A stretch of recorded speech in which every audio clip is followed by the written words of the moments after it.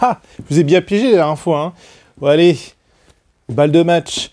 Un bon jeu sur un manga, mais un excellent jeu, fait par un bon auteur de jeu. SNK ou l'attaque des titans, Attack on Titan, oui, le jeu de l'attaque des titans qui est vraiment excellent. En fait, c'est un jeu coopératif, ou plutôt asymétrique, où un joueur incarne un titan, les autres joueurs vont jouer forcément les autres personnages, et ils vont se battre contre le titan. Et quand je dis contre le titan, et je vous le dis pas que c'est un petit titan, c'est un énorme titan. Hop, il est grand, hop, à peu près comme ça. Et en fait, les joueurs vont pouvoir se monter dessus, faire toutes les techniques, etc.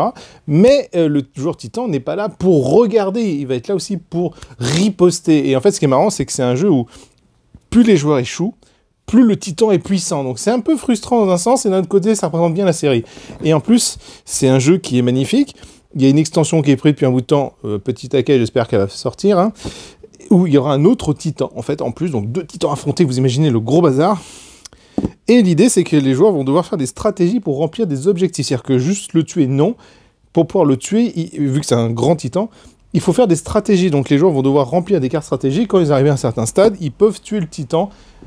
Et aussi, le titan, lui, n'est pas passif. Il va pouvoir tuer les joueurs. Et il se passe tellement de choses. En fait, ce jeu, il est très sympa.